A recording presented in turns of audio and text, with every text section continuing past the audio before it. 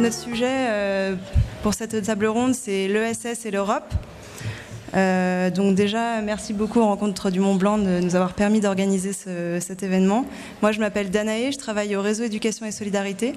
Donc c'est une association internationale qui vise à bâtir des ponts entre des acteurs de l'ESS qui viennent du milieu de l'éducation et ceux qui viennent du milieu de la santé et de la protection sociale. Donc sur le sujet de l'ESS et de l'Europe, on a en Europe des institutions. Et il est intéressant pour nous de voir, d'une part, quel est le rôle de l'ESS pour la construction d'une Europe et d'une économie européenne plus juste, et d'autre part, de voir quelles sont les stratégies, les questionnements et la visibilité qu'a l'ESS au niveau européen.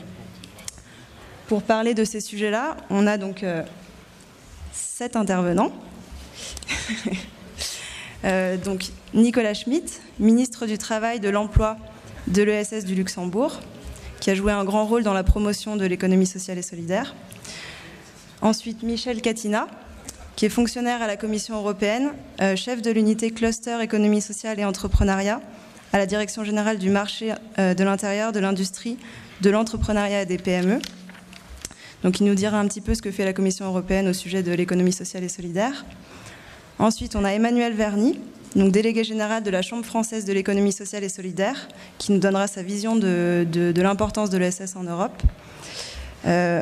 Quatrième intervenant, Alain Arnaud, président du CIRIEC, donc le Centre de recherche international dont on a déjà parlé tout à l'heure, qui travaille sur les systèmes économiques d'intérêt collectif.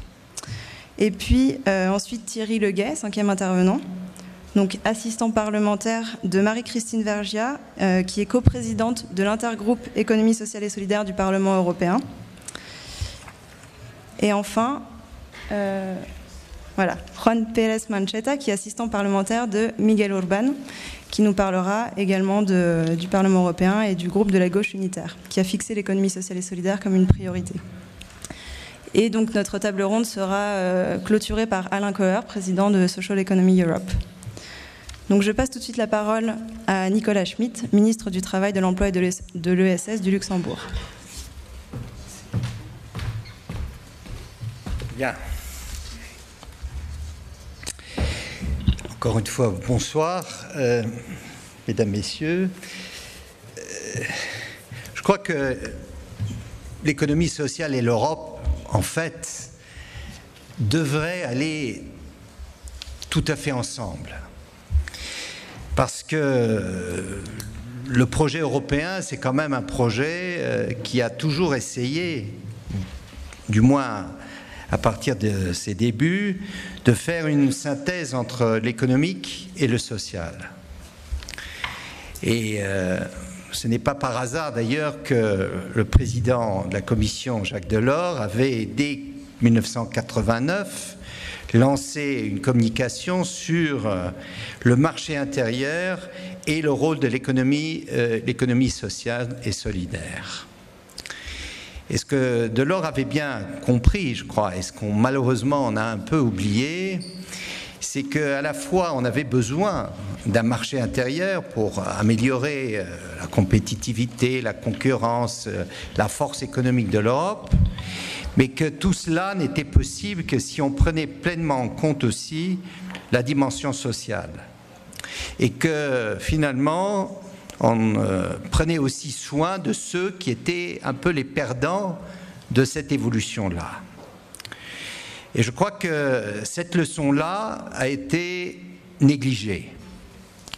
Nous voyons aujourd'hui en Europe plus de 20 millions de chômeurs, nous avons 5 millions de jeunes au chômage. Nous avons une situation, je l'ai déjà dit, donc je le répète rapidement, des inégalités sociales qui se creusent. Et donc, je crois qu'il faut donner des réponses innovatrices à ces problématiques-là. Et je pense que l'économie sociale et solidaire en Europe, qui n'est pas négligeable, alors qui varie d'un pays à l'autre, mais qui, en termes, je crois que ça a été relevé par M. Catina, qui représente quand même autour de 10% du PIB en moyenne, qui représente aussi autour de 10% en termes d'emploi. Je crois qu'on peut construire sur ce secteur de l'économie sociale en Europe. Alors, l'Europe a lancé ces dernières années un certain nombre de domaines ou un certain nombre de programmes importants. Et je pense notamment à la stratégie 2020. Un des éléments centraux de la stratégie 2020, c'est la lutte contre la pauvreté. Hélas, cet objectif a été largement raté. La crise est passée par là. Au lieu d'avoir 20 millions de pauvres en moins, on a 7 à 8 millions de pauvres en plus en Europe. Parce que, d'abord, l'économie classique, privée, n'est plus capable d'occuper, de donner des perspectives à un nombre croissant de personnes. J'ai parlé des 23 millions de chômeurs dans l'Union européenne. Il y a des catégories de chômeurs très vulnérables. Il y a une augmentation de chômeurs de longue durée. Et on sait très bien que ce chômage de longue durée, finalement, ne peut pas être résolu par des méthodes classiques. Parce que plus longtemps les personnes sont au chômage, plus difficile il devient pour eux de retrouver un emploi. Et là, je crois qu'il faut trouver de nouvelles voies, de nouvelles approches pour proposer des emplois, pour insérer, pour intégrer dans le marché de l'emploi ces personnes-là. Et cela se fait pas tellement dans l'économie dite privée. Je crois que là, l'économie sociale peut être une réponse tout à fait valable. Nous essayons, même au Luxembourg, où le chômage n'est pas élevé, nous constatons que certaines catégories de personnes, par exemple les personnes ayant un handicap, des personnes un peu moins jeunes, nous avons un problème majeur en Europe du chômage des personnes un peu moins jeunes, ou les fameux seniors, le chômage est très élevé parmi les seniors. Eh bien, comment est-ce qu'on peut redonner à ces personnes-là une réelle perspective d'emploi? Et je crois que là, il faut soutenir, il faut développer l'économie sociale et solidaire. Ce que nous voulons, c'est que cette économie sociale s'intègre dans le paysage économique européen. Nous ne voulons pas construire quelque chose complètement isolé à côté de l'économie privée. Je crois que c'est un tableau d'ensemble qu'il faut. L'économie sociale est aussi un secteur économique et doit être vu et perçu et soutenu comme un secteur économique, mais dont le fonctionnement, dont les mécanismes sont par définition un peu différents des autres secteurs de l'économie privée. Et donc, il faut mobiliser à la fois des financements. Il faut assurer que les initiatives de création d'entreprises sociales soient soutenues et encouragées. Et je crois que là, notamment, les pouvoirs locaux, les pouvoirs régionaux en Europe ont un rôle aussi important à jouer. Nous constatons aujourd'hui qu'il y a un énorme besoin de services à la personne. Et d'ailleurs, quand vous regardez un peu la création d'emplois dans pratiquement tous les pays européens, où est-ce que les emplois sont créés, on note que les emplois sont beaucoup créés dans les services sociaux, l'éducation, les services aux personnes. Voilà un terrain où l'économie sociale et solidaire est très active. Malheureusement, pour pouvoir développer ces services-là, il faut bien sûr des investissements. Et là, je passe au deuxième programme que la précédente commission avait lancé, qui était soutenir, développer les investissements sociaux en Europe. Et je crois qu'il y a là des lacunes énormes dans beaucoup de pays, et la crise est là aussi passée par là. Les investissements publics ont été diminués dans un certain nombre d'infrastructures sociales.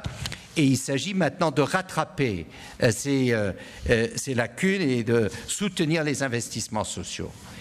Bon, tout le monde parle d'investissement. Monsieur Juncker a annoncé un programme d'investissement de 300 milliards pour relancer l'économie. C'est peut-être un peu court pour relancer l'économie européenne, mais c'est un bon début.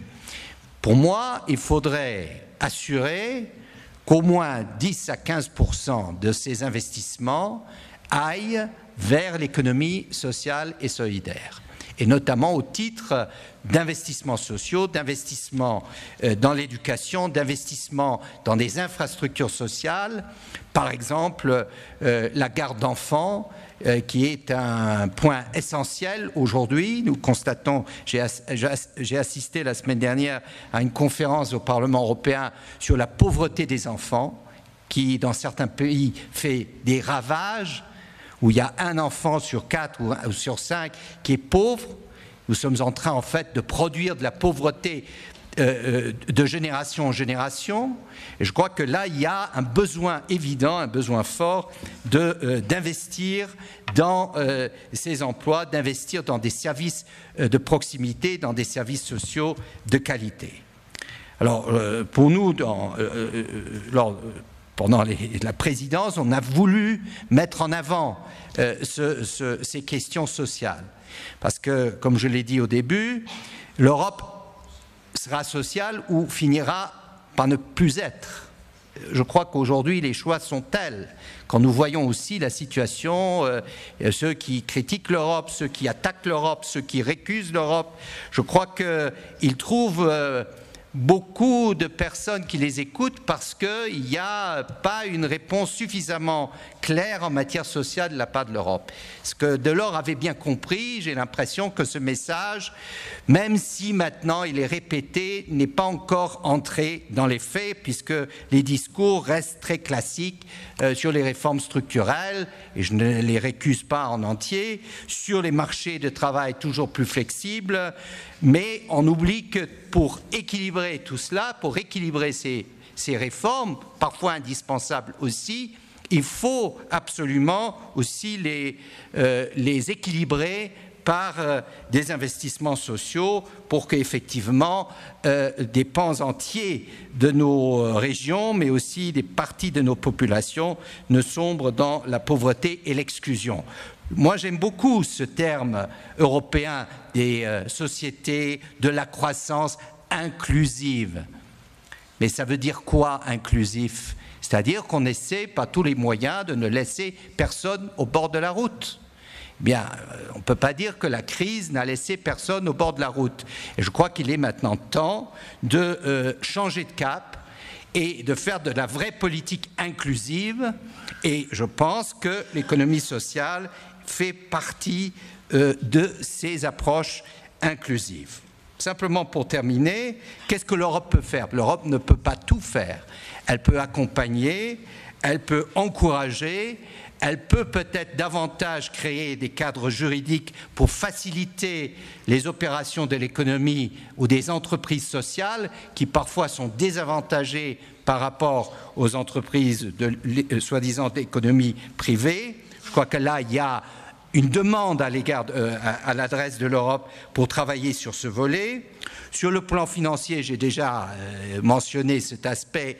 Bon, il y a des efforts qui sont faits, mais qui ne sont pas suffisamment importants et il faut les développer. Je relève notamment que la Banque européenne d'investissement a des programmes en matière de financement de l'économie sociale. Il faut peut-être les développer encore davantage puisqu'on parle beaucoup de l'aspect financier actuellement. Il y a les coopératives. Bon, on me dit que les coopératives ont beaucoup de difficultés quand il s'agit de travailler d'un pays à l'autre. Bon, est-ce que c'est logique ? Non, je ne pense pas que ce soit logique. Donc il faut absolument aussi faciliter en les intégrant, ce que Delors voulait d'ailleurs faire, en les intégrant pleinement dans le fonctionnement du marché intérieur.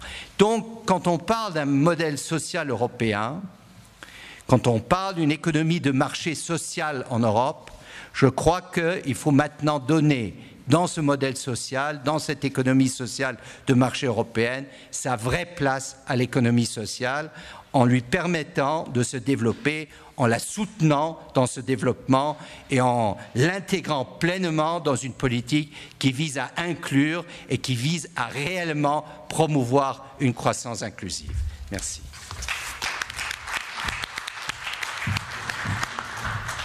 Merci, Monsieur le Ministre. Je passe maintenant la parole à Michel Catina. Je voulais juste préciser qu'on aura un temps de questions-réponses à la fin des interventions. Je pense que nous sommes réellement à un tournant. D'abord parce que, comme ceci a été dit par le ministre Nicolas Schmit, il y a trop d'interrogations sur le modèle actuel de développement, mais il y a aussi de plus en plus d'aspirations pour créer et produire autrement, et en particulier de la part des jeunes. Et ce que a été présenté précédemment est des exemples parmi une foultitude d'autres exemples. Et je pense aussi qu'il y a de plus en plus une prise de conscience politique. Elle n'est pas parfaite, elle n'est pas complète, mais de plus en plus d'hommes politiques prennent conscience de cette réalité. Et je dois dire que j'ai une vision assez optimiste du futur. Je pense que d'abord l'économie sociale existe. Ce n'est plus un concept, c'est vraiment une réalité.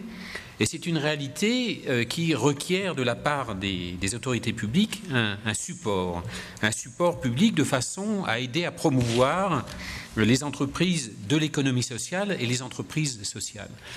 Donc quand je parle des entreprises de l'économie sociale, je parle des entreprises à statut particulier, à statut spécifique. C'est d'une part les coopératives, les mutuelles, les fondations, les associations, plus des entreprises sociales, et je l'ai dit précédemment, qui ont un certain nombre de caractéristiques qui en font justement des outils tout à fait fondamentaux pour assurer ce que le ministre appelle la synthèse entre l'économique et le social. On pourrait parler aussi de réconciliation entre l'économique et le social. Ces caractéristiques, c'est que ce sont des entreprises qui prestent des services ou qui vendent des produits, mais des produits et des services à fort impact social et qui ont des spécificités en termes de gouvernance et en termes d'internalisation des profits qui les rendent justement extrêmement intéressantes pour assurer, et c'est une condition pour assurer cette réconciliation. Donc le support public, je pense, et c'est la façon dont nous procédons à Bruxelles, est de deux natures. Il y a d'abord des supports horizontaux. Les entreprises sociales sont dans une très très grande majorité des PME, donc elles doivent pouvoir profiter de la politique des petites et moyennes entreprises. Un entrepreneur social, c'est un entrepreneur comme tout entrepreneur. Donc il doit pouvoir profiter de la politique d'entrepreneuriat. Il doit pouvoir profiter de la politique d'innovation. On observe une multitude d'innovations sociales qui sont le fait de ces entrepreneurs sociaux. De même, ils doivent avoir accès à tous les schémas de financement ou aux programmes communautaires. Donc, il y a là une nécessité de la part des autorités publiques de faire en sorte que tous les programmes et les politiques économiques qui sont menées au niveau horizontal soient inclusives et permettent à ces entreprises sociales de bénéficier de ces schémas. Mais il y a aussi tout un ensemble d'actions qui sont spécifiques pour répondre aux difficultés spécifiques que rencontrent les entreprises de l'économie sociale. Et c'est essentiellement ça que je veux en quelques minutes décrire. Au niveau européen, et ceci a été rappelé par le ministre Nicolas Schmit, nous avons mis en place tout un ensemble de dispositifs depuis un certain nombre d'années, d'abord pour faciliter l'accès au financement. Un point important, me semble-t-il, nous sommes en train de mettre en place un schéma de garantie qui permet à ce que des banques européennes puissent prêter beaucoup plus facilement à des entreprises sociales. Ce fonds est doté d'à peu près 90 millions d'euros avec un effet de levier de 5 à 6 qui fait qu'il va y avoir dans les quelques années qui arrivent 500 millions de prêts qui seront à disposition de ces entreprises sociales. Nous avons également mis en place un dispositif qui permet d'européaniser des fonds. C'est-à-dire que quand des fonds au niveau national peuvent être reconnus comme des fonds en soutien aux économies sociales, dans ce cas-là, au travers d'un système de labellisation européen, elles peuvent recevoir des fonds de l'ensemble des pays européens de façon à pouvoir offrir les moyens de financement aux entreprises sociales dans l'ensemble de l'Europe. Au niveau des fonds régionaux, nous avons fait en sorte que les entreprises sociales soient éligibles. Je l'ai dit ce matin, il y a à peu près 1,7 milliard d'euros de disponibles d'ici à 2020 en soutien aux entreprises sociales. Et le dernier élément qui a été aussi souligné par vous, c'est ce fameux plan Juncker. Donc ce plan Juncker est pour l'instant en train de se mettre en place. C'est un dispositif qui est particulièrement complexe, je dois le dire. Mais ce qui est certain, c'est qu'il y a une part qui est réservée aux entreprises sociales. Donc nous travaillons avec les membres de notre groupe G16, Alain Coher est en particulier un de ses membres, de façon à voir comment on peut proposer des projets venant de l'économie sociale qui pourraient être financés au travers de ce plan Juncker. Alors évidemment, ça ne s'adresse pas à des petits projets. Ce sera des projets de grande envergure, mais malgré tout, il est important symboliquement que ce plan Juncker puisse effectivement aider l'économie sociale. Alors, au niveau de l'amélioration législative, je vais simplement mentionner deux choses. Une directive sur les appels d'offres publics, qui doit être transposé à partir d'avril 2016 au niveau des États membres. Et là, il y a des opportunités extrêmement importantes pour les entreprises sociales, parce que nous avons introduit une clause sociale, c'est-à-dire que dans un appel d'offres, certaines entreprises ne pourront pas bénéficier de cet appel d'offres public si elles ne démontrent pas qu'elles respectent les règles sociales internationales, par exemple le fait qu'elles emploieraient des jeunes ou des mineurs dans des pays extérieurs. Donc on a la possibilité ici, au travers de cette clause sociale, d'éliminer des entreprises qui n'auraient pas, en termes de corporate social responsibility, une attitude suffisamment sociale. Alors, il y a aussi des critères d'évaluation qui vont permettre aux autorités publiques de sélectionner des appels d'offres, non seulement au niveau des produits ou des services prestés, mais aussi sur la façon dont ces produits sont produits.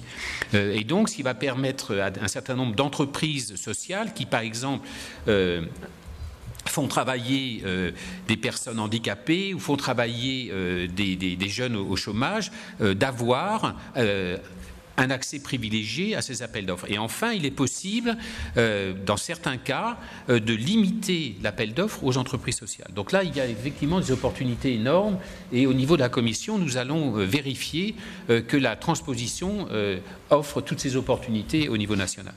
Au niveau des aides d'État aussi, il faut que vous sachiez que nous avons assoupli les règles d'État de façon à ce que des subventions publiques soient éligibles beaucoup plus facilement au travers des règles d'État.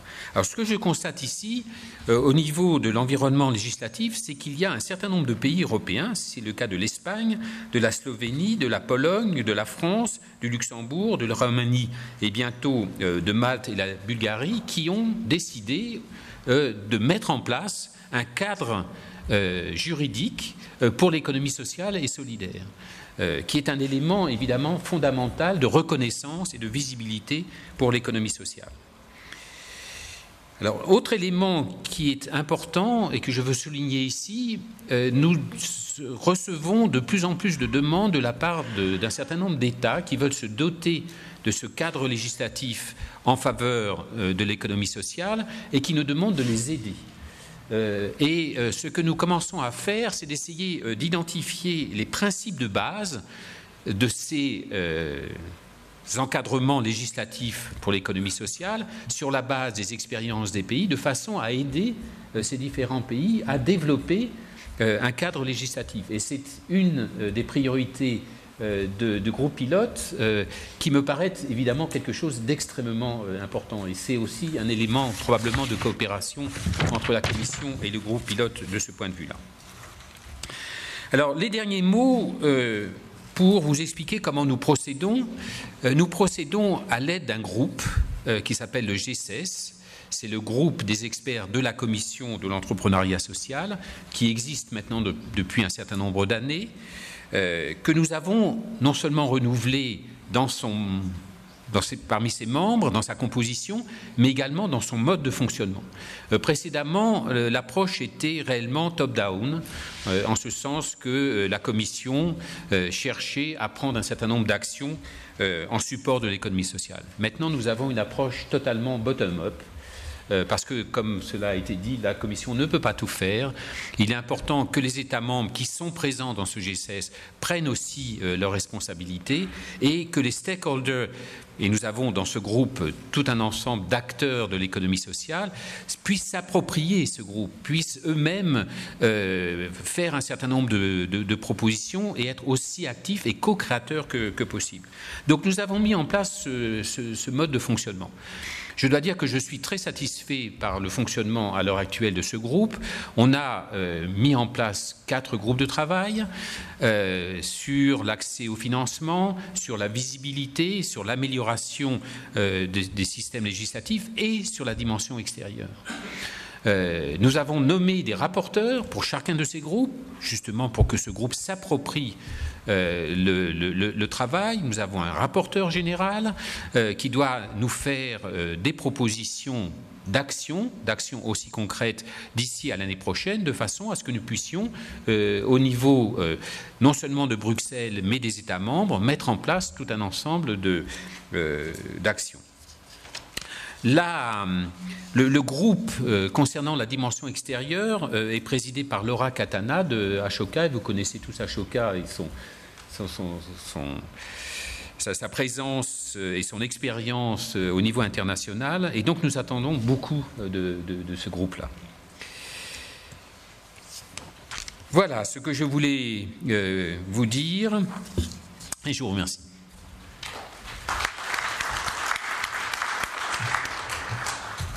Merci.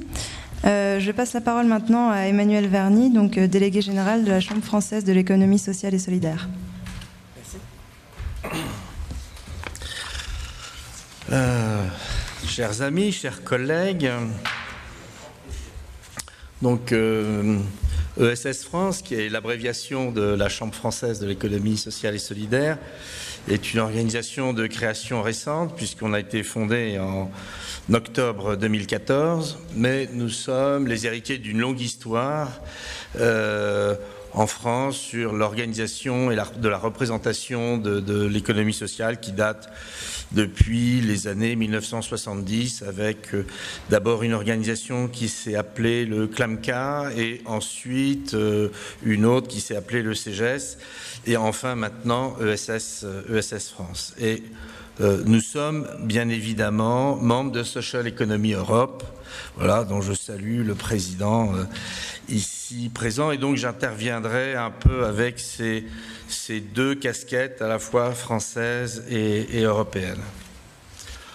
En Europe, les chiffres de la Commission européenne nous disent que l'économie sociale... Alors, on a un petit problème linguistique, c'est-à-dire qu'en Europe, on dit économie sociale, en France, on dit économie sociale et solidaire. Bon. Dans le laps de temps imparti, je n'ai pas le temps de vous expliquer pourquoi. Donc, de temps en temps, j'emploierai l'une ou l'autre de l'expression, mais ça, voilà, sur le fond, elles sont synonymes. Donc, en Europe, les chiffres nous disent qu'il y a 2 millions d'entreprises de l'économie sociale, c'est-à-dire 10% du total des entreprises, qu'elles emploient plus de 14 millions de salariés, c'est-à-dire grosso modo 6,5% de la population active de l'Union européenne.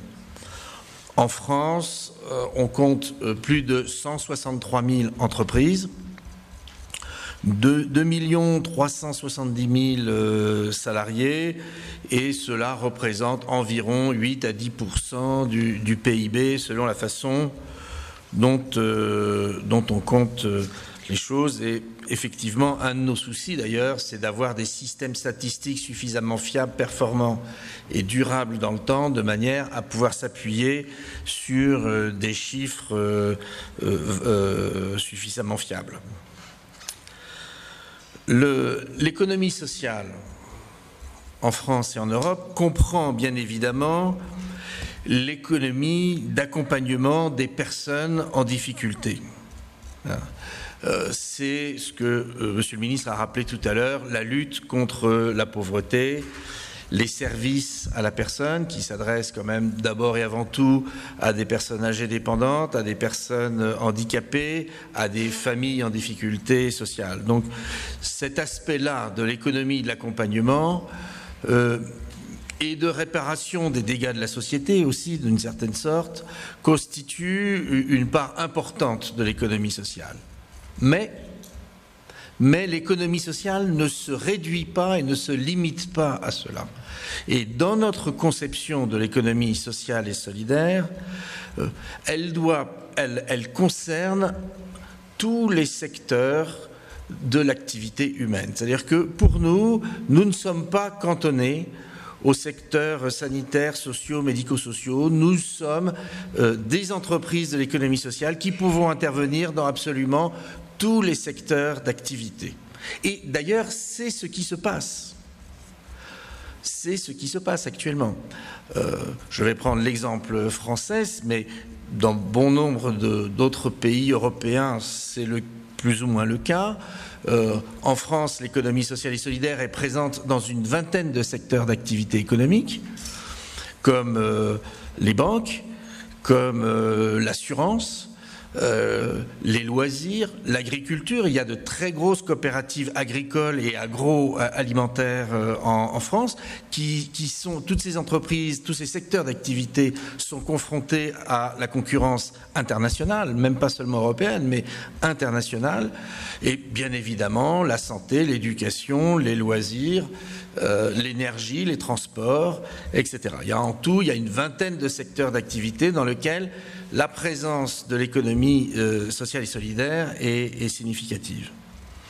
Et c'est pour ça que nous avons un souci avec la notion d'entreprise sociale telle qu'elle est définie dans les textes européens, qui met en avant une finalité sociale qui nous semble juste, mais qui, dans sa définition, nous semble trop restrictive et limitée. Et ce que nous attendons dans la période qui vient, c'est effectivement une ouverture de cette définition. Dans la loi française du 31 juillet 2014, on a mis en avant la notion d'utilité sociale qui comporte une ouverture bien plus grande, puisque par exemple elle peut concerner aussi l'éducation populaire, l'éducation à la citoyenneté, tout le secteur environnemental, etc.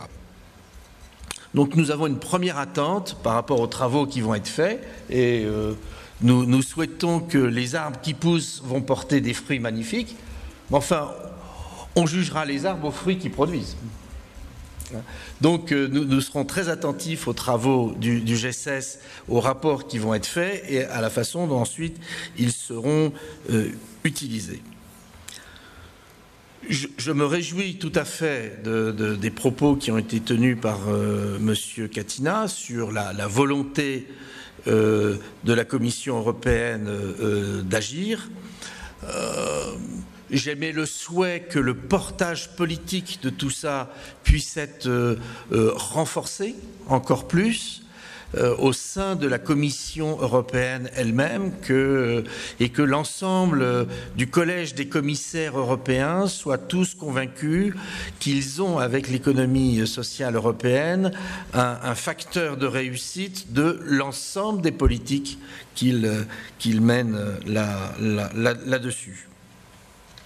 De même, on se réjouit des instruments qui vont être mis en place, que ce soit sur les investissements sociaux, la mesure de l'impact social. Ce que nous souhaitons quand même, c'est que la mise en place de tous ces instruments se fasse dans une logique de co-construction avec les acteurs. et que la co-construction ne se limite pas au seul groupe d'experts mis en place par la Commission européenne, mais que, dans le cadre de consultations beaucoup plus larges, l'ensemble des acteurs du secteur puissent non seulement donner leur point de vue, mais influencer la définition des politiques européennes. Compte tenu de ce qui a été dit précédemment par M. Catena, je pense que nous pourrons y arriver. Enfin, je tiens à saluer les efforts remarquables faits par le Grand-Duché de Luxembourg ces dernières années, mais je vois que le ministre est déjà parti. Bon, tant pis, on lui transmettra. C'est vrai que le Grand-Duché de Luxembourg, dans le cadre de sa présidence du Conseil européen, a fait un travail tout à fait remarquable de sensibilisation sur ces questions-là. Et notre souhait, c'est que les présidences suivantes puissent s'investir et s'emparer de cette question-là avec la même vigueur et la même efficacité.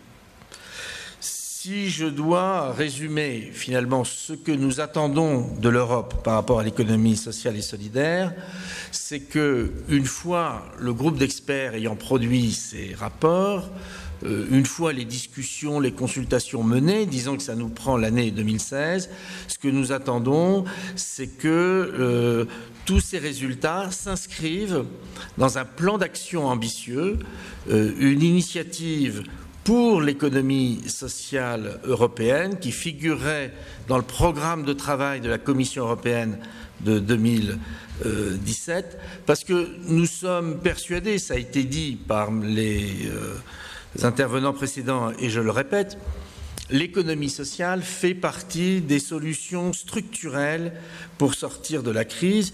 Il y a eu le CIRIEC, dont le président va s'exprimer après moi, a produit en 2012 un rapport pour le Comité économique et social européen qui faisait une démonstration tout à fait brillante de cette affirmation-là.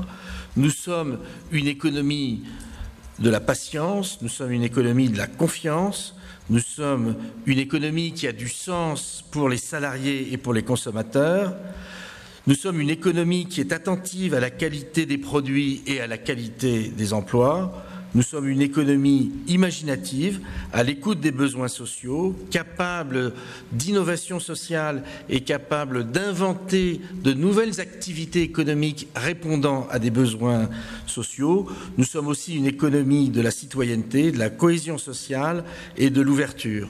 Et nous mesurons tous, au vu des événements récents, combien l'Europe a besoin de l'économie sociale en ce moment. Je vous remercie.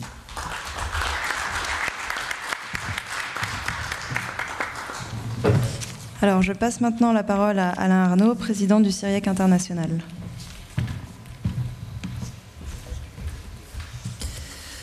Bien, merci. Quelques mots, bien sûr, sur le CIRIEC, et j'évoquerai 3 questionnements.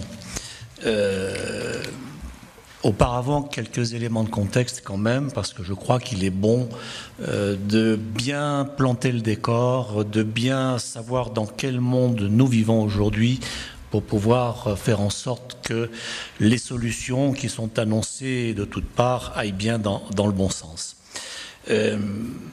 D'abord, n'ayons pas peur des mots. Le président Thierry Jeantet, hier matin, dans son introduction, a bien commencé à planter ce décor. Nous sommes dans un monde en crise. Au-delà des graves problèmes géopolitiques que nous connaissons et qui ont leur importance, ces jours derniers l'ont bien démontré, je ne surprendrai personne en disant que le contexte économique et social mondial est des plus préoccupants. Ça a été déjà dit, mais redisons-le. La catastrophe financière de 2008 a révélé de façon éclatante que le modèle économique dominant néolibéral ne pouvait à lui seul résoudre les crises et qu'au contraire, il les amplifiait en creusant encore davantage les inégalités. Monsieur Nicolas Schmit a évoqué des chiffres du chômage, j'en rajoute d'autres. moins de 10% de la population mondiale détiennent 83% du patrimoine mondial. La moitié de la richesse mondiale est détenue par ce fameux 1% de la population. Il n'y a donc plus lieu de simplement réfléchir, mais il convient aussi d'agir, et en urgence, à défaut de quoi notre monde courra les plus grands dangers, car les populations ont atteint aujourd'hui les limites du supportable. Alors depuis 10 ans, les rencontres du Mont Blanc prennent l'heureuse initiative de réunir les dirigeants de l'économie sociale et solidaire avec l'objectif d'apporter des solutions innovantes pour contribuer à un développement économique et social durable dans le monde. Les travaux qui ont été menés au cours de ces journées ont d'ores et déjà apporté des idées nouvelles, innovantes, enrichissantes, rafraîchissantes et surtout volontaristes. Alors pour ce qui concerne le CIRIEC, je voudrais affirmer son engagement dans cette recherche de modèles économiques qui ont pour vocation l'intérêt collectif et la satisfaction des besoins sociaux, et surtout qui privilégient l'efficacité économique, sociale et environnementale plutôt que la rémunération à tout prix des capitaux investis. Le CIRIEC, c'est un réseau scientifique de quelques 400 universitaires répartis dans 15 pays d'Europe, d'Amérique latine, au Canada, au Japon. Et les travaux de ce réseau sont entièrement consacrés, comme ça a été dit, aux différentes formes d'intérêt, d'économie d'intérêt collectif. Et le CIRIEC se situe d'ailleurs tout à fait dans la lignée de ses créateurs, et notamment celle du professeur Edgar Milot, qui est fondateur des Annales de l'économie coopérative en 1947, et de là est né le CIRIEC.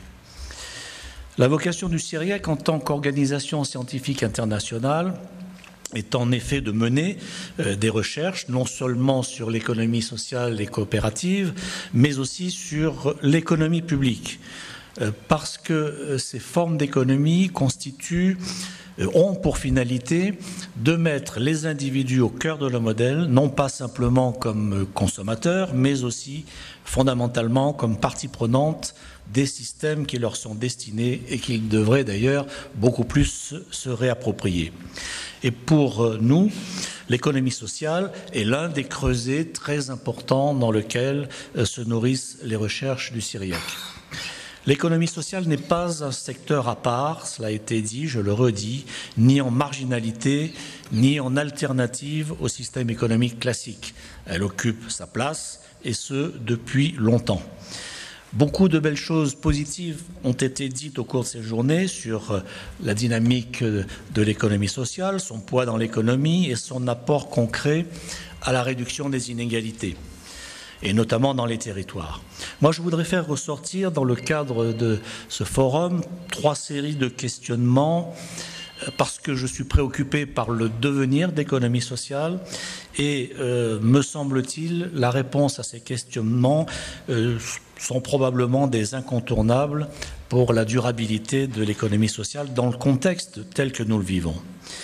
Mon premier questionnement porte sur le rapport de l'économie sociale aux populations.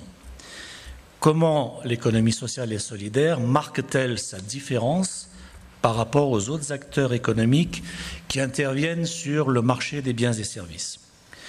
Plus précisément, comment les entreprises et organisations de l'économie sociale parviennent-elles à être reconnues par les populations d'une façon distincte des entreprises du secteur lucratif? Il est devenu évident que la seule démonstration de l'utilité sociale ne suffit pas pour éviter la banalisation dans laquelle sont entraînées les entreprises de l'économie sociale, et cela est assez préoccupant. Pas tant pour les entreprises, parce qu'elles se débrouilleront toujours, mais pour l'avenir du mouvement d'idées et de valeurs qu'elles portent et qu'elles promeuvent. En effet, la logique de marché et de compétition économique, dont il convient bien entendu de ne pas nier les aspects positifs dans le progrès économique, a généré une société d'hyperconsommation qui a modifié les comportements. La plupart des sociétaires des organisations de l'économie sociale et les bénéficiaires de leurs activités sont devenus de plus en plus consommateurs et de moins en moins adhérents ou sociétaires, et encore moins militants, ce qui est une autre question. L'enjeu pour l'économie sociale est donc de reconquérir l'adhésion de celles et ceux qui ont été transformés en hyper-consommateurs par, pardonnez-moi l'expression, cet impérium du marché et de la concurrence. C'est un objectif difficile, tant ce dogme de la concurrence à tout prix est à la base de notre système économique mondial, et la construction du modèle européen n'a pas échappé à cette évolution. La conséquence, c'est que nos entreprises et organisations de l'économie sociale sont totalement banalisées, les populations ne faisant pas la différence la plupart du temps et pas de distinction entre les différents acteurs. Alors pour autant, cet objectif de reconquête n'est pas un objectif inatteignable et nous avons même quelques motifs d'espoir quand l'on voit la mobilisation des jeunes générations dans de nouvelles formes d'économie plus généreuses et solidaires, ou quand l'on voit toutes ces innovations, comme on l'a vu tout à l'heure, dont elles sont capables. De même, nous pouvons nous satisfaire intellectuellement des initiatives politiques qui sont prises pour faire reconnaître le poids de l'ESS dans l'économie, et c'est très bien, et la nécessité de son intervention pour contribuer au bien-être social. Et à cet égard, la déclaration commune de New York constitue un bel engagement. Pour autant, et ce sera mon second questionnement, quelle est la réalité du soutien des États et des institutions internationales en faveur de l'économie sociale? Dans plusieurs pays, comme vous le savez, des lois reconnaissant l'ESS ont été adoptées. Bien entendu, cela constitue de bonnes nouvelles. Mais qu'en est-il réellement après que ces lois aient été adoptées? Je ne crois pas trop m'avancer en disant que le soufflet est quelque peu retombé. Si je prends l'exemple de la France, et je parle sous le contrôle de mes collègues, il aura fallu du temps pour que les textes d'application soient pris et beaucoup de pression de la part des organes représentatifs du secteur pour qu'il en soit ainsi. En réalité, au-delà des bonnes paroles, des belles déclarations politiques, des intentions qui ont bien entendu leur importance, les entreprises de l'économie sociale et solidaire restent considérées par les pouvoirs publics comme des entreprises comme les autres, comme acteurs d'un marché où règne bien souvent une concurrence féroce, alors que, dans bien des cas d'ailleurs, elles ne sont pas forcément à armes égales par rapport à leurs concurrents du secteur lucratif.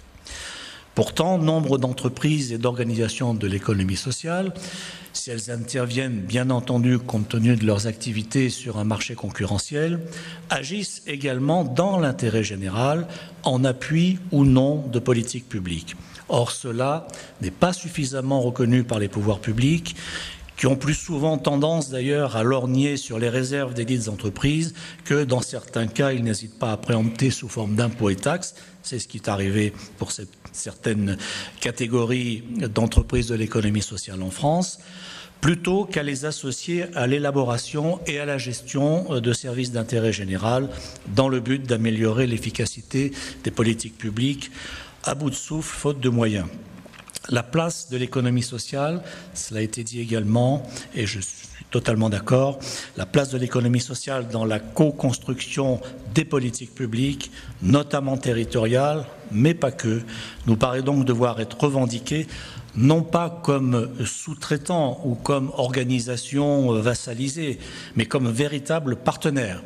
Ce serait pour le coup une véritable reconnaissance concrète de ce que sont les entreprises et organisations de l'économie sociale et de ce qu'elles sont capables de faire en faveur des populations et de la gestion des biens communs. J'ai bien apprécié hier l'intervention de notre collègue du Sénégal sur les partenariats publics-privés à vocation communautaire et on suivra avec intérêt, bien sûr, la déclaration d'engagement qui sera présentée demain au titre des RMB. De son côté, le CIRIEC vient de lancer une recherche sur la transversalité entre économie sociale et économie publique, parce que nous considérons que dans le contexte économique et social d'aujourd'hui, des synergies fortes entre ces deux formes d'économie sont les seules à même d'apporter des réponses aux besoins sociaux et de redonner un sens concret aux valeurs universelles auxquelles croient celles et ceux qui militent pour une organisation de la société plus humaine, plus sociale et plus solidaire. Enfin, mon troisième questionnement porte sur le positionnement de l'économie sociale face aux diverses transitions auxquelles nous assistons. Je m'en tiendrai simplement au numérique. L'avènement de la révolution digitale va modifier considérablement le fonctionnement de nos sociétés, cela n'est contesté par personne. Le développement des réseaux sociaux, la multiplication des applications numériques visant à faciliter la vie au quotidien, l'utilisation des données rendues disponibles par l'open data sont aujourd'hui les moteurs d'une profonde évolution des rapports économiques et des rapports humains. Pour le meilleur, si cela améliore les conditions de vie, si cela améliore les rapports sociaux et la communication entre les individus, si cela favorise la recherche fondamentale, notamment en santé. Mais pour le pire, si ces évolutions détruisent le tissu économique et les emplois, si elles ont des conséquences néfastes pour la protection sociale solidaire, si elles conduisent à une utilisation malveillante des données disponibles, si elles portent atteinte à l'éthique et à la démocratie. Les enjeux de la transition numérique interpellent bien évidemment les pouvoirs publics, mais comme cela a été dit hier, et notamment hier soir lors de la remise des prix AI2L, ils interpellent aussi l'économie sociale qui doit s'emparer de ces évolutions afin de ne pas regarder passer les trains et qui doit tirer parti des moyens technologiques mis à disposition pour reconquérir les populations, améliorer leur qualité de service, mieux faire connaître les valeurs qui les animent, mettre en œuvre de nouvelles formes de participation démocratique et surtout pour faire contrepoids aux géants mondiaux qui mettent des moyens considérables pour capter les marchés. Très clairement, nous disons non à l'ubérisation de nos sociétés. Tels sont, chers amis, les questionnements qui me paraissent devoir être posés aujourd'hui. Les réponses qui pourront leur être apportées constitueront sans doute un gage de pérennité pour l'économie sociale dans sa dimension mouvement porteur d'idées et de valeurs. Je termine en indiquant que ces questionnements, ces travaux sont au cœur des réflexions menées par le Conseil scientifique international du CIRIEC et ils alimenteront le 31e congrès international qui se tiendra à Reims du 21 au 23 septembre 2016 avec un thème ambitieux, je vous le livre, les politiques publiques face aux enjeux sociaux et démocratiques de la mondialisation. Quel projet, je dis bien projet, pour l'économie publique, sociale et coopérative. Voilà, chers amis, ce que je souhaitais vous dire. Il est tout à fait clair que les maux dont souffrent nos sociétés sont ces inégalités, ces injustices, ces richesses mal partagées générées par les prédateurs d'une économie mondiale qui devrait être au service des populations. Mais pour les combattre, il faut redonner un sens concret, surtout, aux valeurs universelles auxquelles nous croyons tous, ici dans cette salle, nous qui militons pour une organisation de la société et une économie plus sociale et plus solidaire. Merci.